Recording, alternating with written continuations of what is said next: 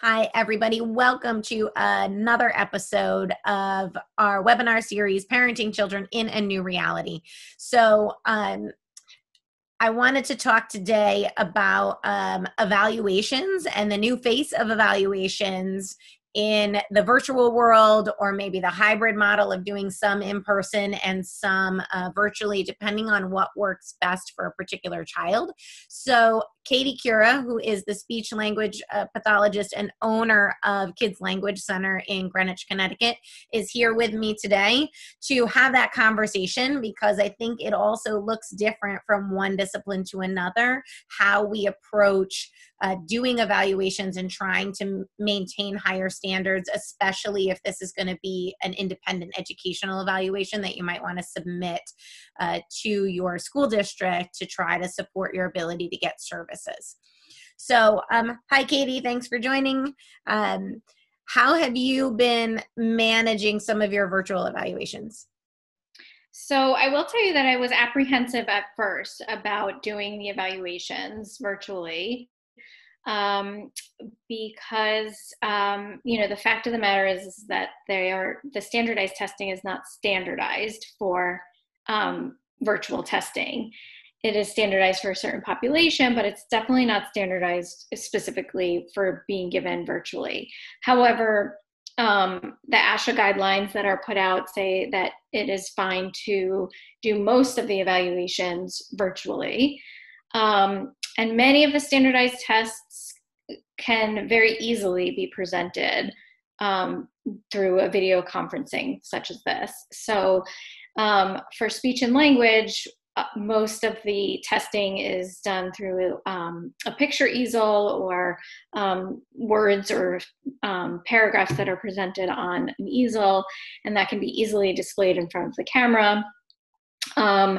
So the last evaluation that I did virtually was for an older student who was diagnosed with attention deficit disorder, auditory processing disorder, and some other things. But the attention deficit disorder was what I was very concerned about, because, how am I going to really get them to attend if I'm not right there with them?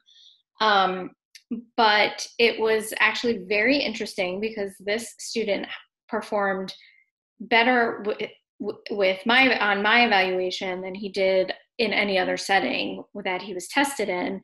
And when really analyzing why that was, it seems as though, he was at home, he had very little distractions, he was in the comfort of his own environment. And, the anxiety didn't kick in and the ADHD did not kick in. So it worked really, really well for that student. So I think we have to think about, kind of thinking outside the box and not just, as I said, I was apprehensive at first and, kind of recommended that the student come in person with certain precautions, and the family wanted to do it virtually, and it worked out very well for that particular student. Have you found that you have to break the testing up into shorter visits? Yes. So generally in person, I'll schedule sessions that are an hour and a half in length, because the students are able to take breaks. And even the older students, if they don't take like a physical break, they might, walk around for a bit. They may just have a conversation with me. There's a little bit of a breakup. But with the virtual testing, it's, straight up testing. There's no break involved. So we did 1 hour sessions with that particular student. For younger kids, I think you might find that you can only do, a 30 or 45-minute session. Again, the standardized testing, even for younger kids, would be picture-based. And with the younger students, the parents probably would be key in helping them to, we do a lot of sort of behavioral modifications when we're testing in person, where we're giving praise or maybe giving tokens or giving some sort of reward or break, or, and the parent would have to take that on for younger kids, which is also doable. A lot of our testing also is, clinical judgment on how the kid is reacting to you, and, where they're looking, and, what are they doing when they're not paying attention? Are they looking around? Are they fidgeting? So can we be sure that we can see those things And if we can't, really working with the parents to ask questions as to what's going on. Yeah, I'm finding too with the evaluations, and even just therapy sessions in general, there are, sometimes the parents, especially if you're doing an evaluation and they're used to supporting virtual therapy, they might need some coaching and some guidance on not overhelping, on Mhm. stepping back and setting up the task for the child, but then allowing the child space to attempt to execute it so you could see what it would look like when they didn't have the support.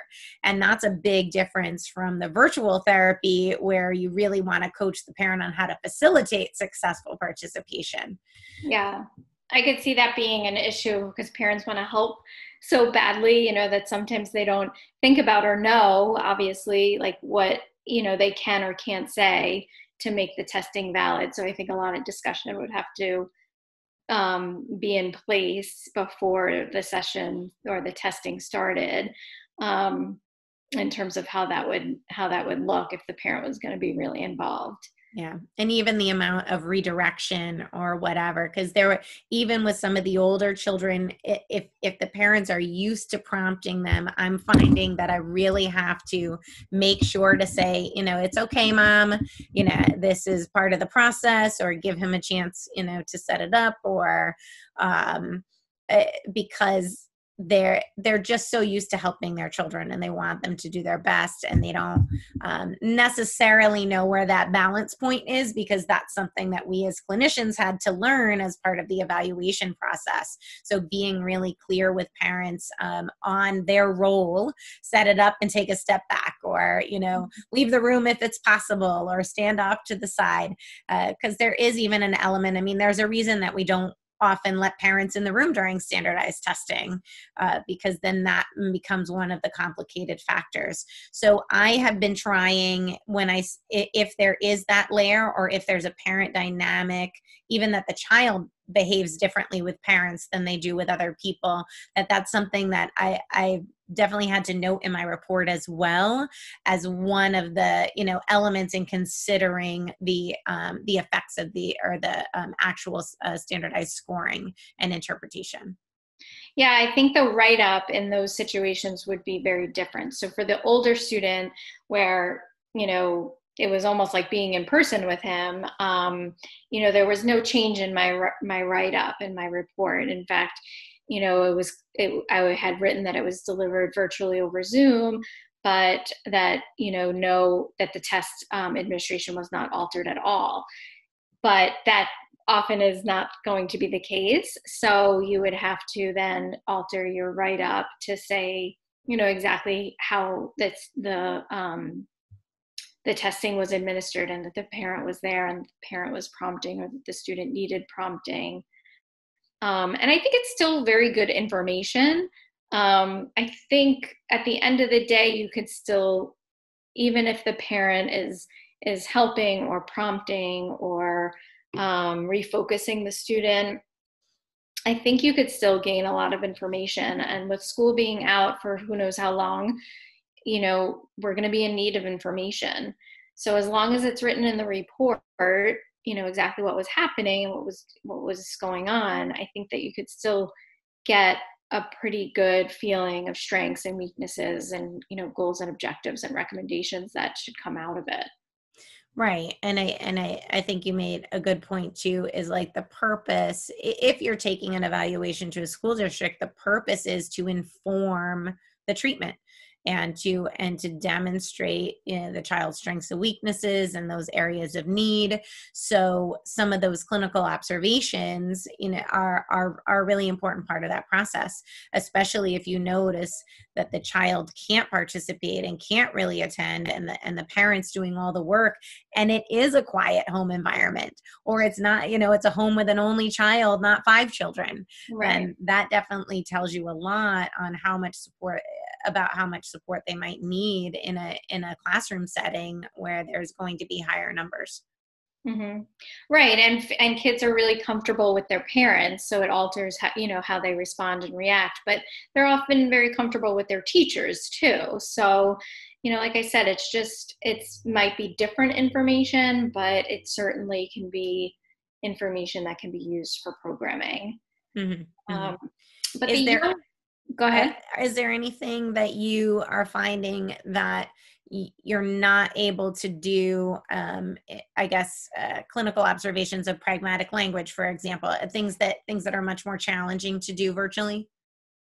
Yeah, I was just going to mention that about younger children, but for what you just mentioned in terms of pragmatics, the thing that came to mind was, it's difficult. We can't observe children in other settings as part of our evaluation during this time, and that often is a big piece of our evaluation because we look at, what their foundation is, what their ability is in terms of speech and language, and then we look inside their functional setting or school and see how they're applying those skills, and that is certainly lacking. We're not able to do that. We're not able to observe them with other children, or in a classroom environment with a lot of other kids. So in those cases, I just tell families that I'm happy to add an addendum to the report for any of those areas that we're not able um, to complete, during this time. But for the younger children, or children that are more significantly impacted, language-wise, play-wise, or attention, children that are on the spectrum, those kids are going to be harder to you'll still get information virtually, but it will be very different. So my opinion on those kids is to have them come into the clinic. Now that our COVID numbers are down and we know what precautions to put in place, I know a lot of us have put in a lot of precautions in our clinics. And I think if it's done right and it's done carefully, that it can be safe and worthwhile in terms of evaluating those kids in person. So of course we're using smaller settings, less hands-on materials, more hand washing, no other children in the office at the time, wearing masks or using plexiglass in between. So there's a lot of precautions that we've never even thought about before that we can put into place to make it, as safe as possible, or, in my opinion, safer than, taking them to the grocery store or to a park or something like that. So, yeah. And I find when I'm doing more sensory OT evaluations, I have the benefit when kids come to the clinic of controlling the sensory experiences. So the clinical observations that I set up are really, purposely weighted towards, how do they tolerate movement when there's not extra resistance, or how do they, respond to deep touch pressure, that doesn't involve additional movement, or how do they respond to this particular type of tactile input. And when you're in a home environment, or even if you just have a parent, video the child on a playground or in the backyard, or, down in the basement playing with their toys, whatever it is, you don't get the same sense of a child when I'm trying to put together their sensory profile, because I can't control which sensory systems I'm trying to look at. And those are the kinds of kids where I really do, yeah, like you said, I need them to come into the clinic for at least a portion, even if some of the standardized testing, like the visual perceptual skills, the visual motor skills, the handwriting, some of those kinds of things I can still do remotely, and then just limit the amount of time that the child is spending in the clinic, as my evaluations are often 6 hours through the combination of standardized testing and clinical observation. So I'm like you, we have to kind of break it down. But if it's possible to do a hybrid or in the clinic for shorter periods of time, whatever that looks like, there's still an element of best practice that you have to take into consideration, in addition to all the health precautions that we're talking about. right. So, and are you offering, some districts will not let you do an evaluation without a school observation? Is that one of the times where you would suggest just deferring, that last piece of the puzzle until a later date? Yes, definitely. Although I think they're having to waive that. restriction or mandate, I guess it would be, because school's not, in session, and you're not permitted to join group Zoom distance learning sessions. I guess you could join like a one-on-one distance learning, but I don't recommend that, because I feel like it's such an atypical setting and situation that it's not going to inform us for any meaningful, it's not going to give us any meaningful information. But I think deferring it to, when school is in session is the best that we can do. I think it's often an important piece of the evaluation. Sometimes it's not necessarily required in order to inform a student's program. But if it is asked for, or if it is necessary from a clinical perspective, then yeah, that's the best we can do. We just wait until they're actually in school. Do you have any therapy material or testing materials and whatnot that you use that aren't really visual, that are more interactive, that are more challenging to use, or are you sending them to the family's home? How are you managing that? So for therapy purposes, yes, I will take photos of things, send them to the parents, or ask them to bring certain materials to the session. And I suppose you could do that for an evaluation as well. But yeah, as I mentioned before, with the young kids, where you need to have them doing some hands-on movement or manipulation of objects, I'd rather see them in the office space. So that's one thing that I feel is really important to bring them in for, and that's receptive language in terms of following directions, which is really important for preschool and early elementary age kids. So you need to have manipulatives around and places for them to put the manipulatives, and see how many steps that they can follow, and do they understand prepositions, over, under, in, on, so those things really need to be done live. So again, a couple of months ago, I wouldn't recommend anybody going into any office spaces, but given the improvement that we're seeing, and the the government opening our businesses in late May, that I think that with the right precautions, those things can be done in the office. What about considering like home-based evaluations where you go to them? Has that also been something that's worked for you, or have you done any of those? I think I've done those in the past, not since COVID. I haven't been asked to do that. But that would definitely be something, worthwhile discussing with the family. I mean, every family and every student is different. So if I really did need to get in to work with the student physically, or as we said, with manipulatives or with movement, and they just were very worried about coming into the office. Some families have children or adults in the home that have sensitive autoimmune disorders or decreased immune system. So yeah, I wouldn't want them to come into the office. And for those, I think you could adapt and work in the home and do an evaluation in the home. Yeah. I also think, some of the lower functioning kiddos, if they have extreme spitting behaviors or other things where it might have an impact on the health of the overall environment, and depending on how much time or ability you have to sort of control that and make sure that the environment gets thoroughly cleaned afterwards, it might be a better idea to consider doing a portion home-based, to try to limit any spread, from some of their behaviors that are a little bit harder to manage in a sanitary way. Yeah, I think that's a really good point. I think when families are calling therapists for, an evaluation, or therapists are answering questions, I think those would be really important questions. Sometimes We ask some questions over the phone, and we get some information about what the student is like before they come in. But oftentimes you're surprised, that the student cannot stay in one spot, or that they have, some sort of spitting or biting behavior.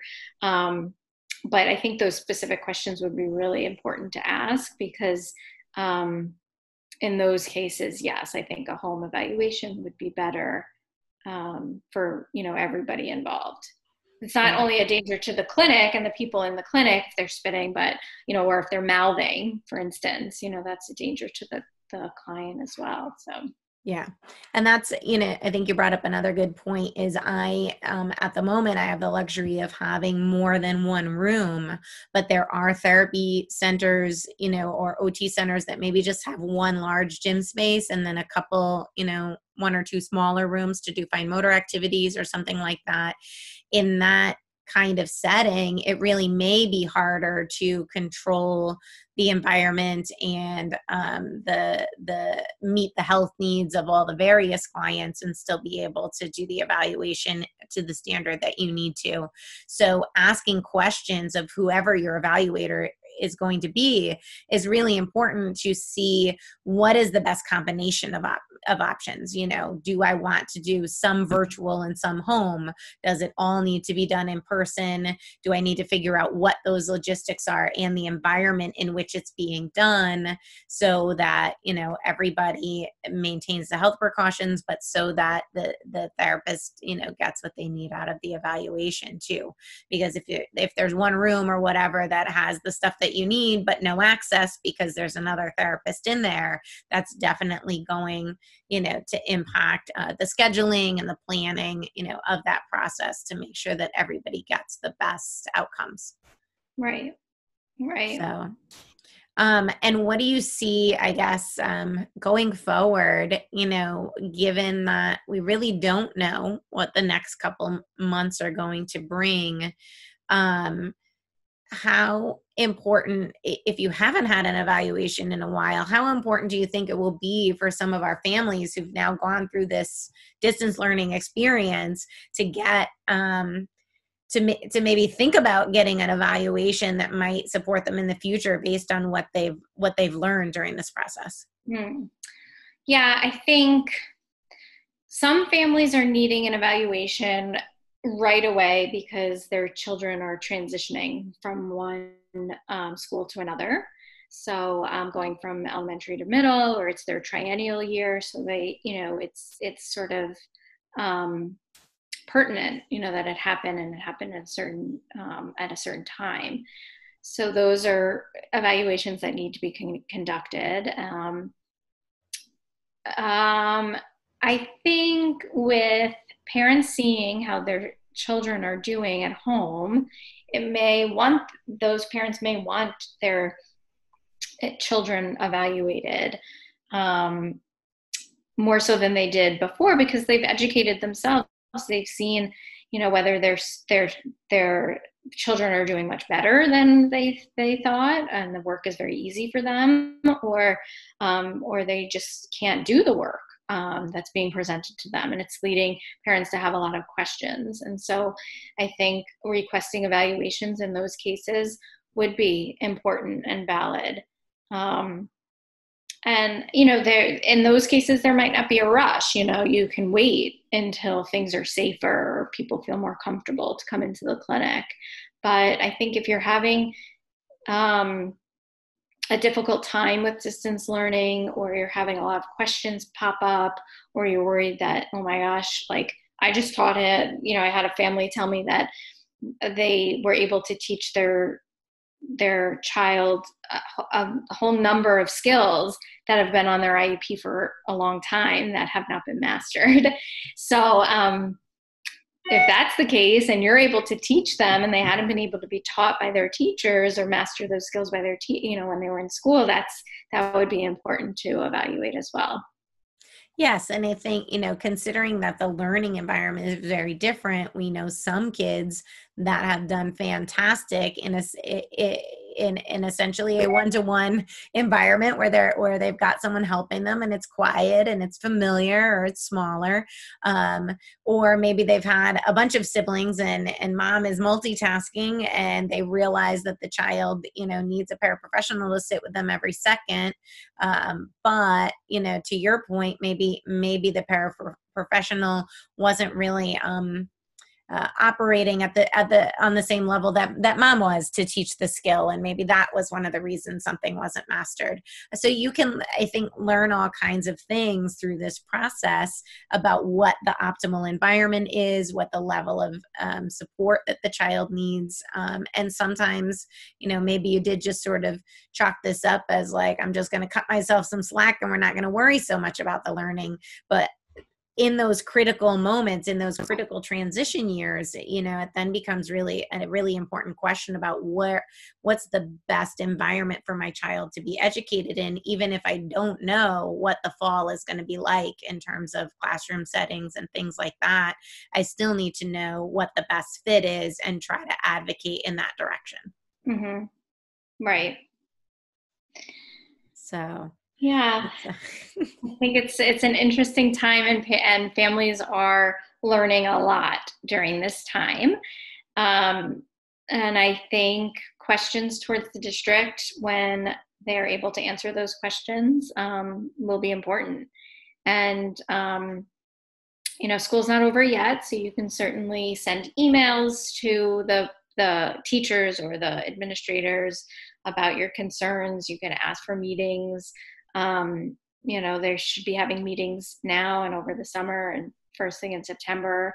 I would recommend not being so easily, cast aside in terms of just wait, or, everybody's having difficulty, or, kind of push, if you feel that something needs to be modified in your child's program, that, you should contact the school and kind of push for that to happen.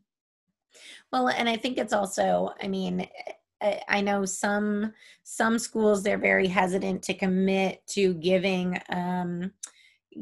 a certain level of service or agreeing to a particular plan right now, knowing that the fall is in flux, but having an evaluation that says, look, it's not a particular school that I'm recommending, it's a particular environment, and this is the environment that works the best for my child, and this is the level of support that would work best for my child. You can still go in with that information in terms of when you get to a point of saying, okay, this is what I have in district for you based on the new COVID, modifications. And these are the other options that we have, that you'll still be an empowered parent in that moment to assess whatever that new program or new version of programming is that comes out in the public schools, to still know this is the class size that I'm looking for, this is the level of support that I'm looking for, and continue to do your homework and keep your options open so that you can move in whatever direction you feel like is going to be best for your child. Right. Yes, I agree. All right. Well, thank you everyone for tuning in today. I'm sorry we couldn't do this live, but we knew that it was an important conversation to have. So thank you, Katie, for joining me on this webinar. I will be, I'm going to post this in our Facebook group. I'll send it out on our YouTube channel to make sure that everyone who's been following along with us over these last several months gets a chance to benefit from the information. If people need to get in touch with you, Katie, in case they want an evaluation, where can they find you? So you can find me at kidslanguagecenter.com, or you could email me at Katie, Katie, at kidslanguagecenter.com. And I won't leave my phone number because you could check out my website. So All right. And if you haven't figured out who I am already, my name's Aubrey Schmalley. I'm the owner of Sensational Achievements, which is a pediatric occupational therapy clinic in Stamford. And my website is sensational-achievements.com. And you can actually book a free 15-minute consult time to talk with me if you have questions in terms of setting up evaluations and things like that through the website itself. So hopefully you got a lot out of this conversation today, and we will be back again next week. Thanks. Thank you.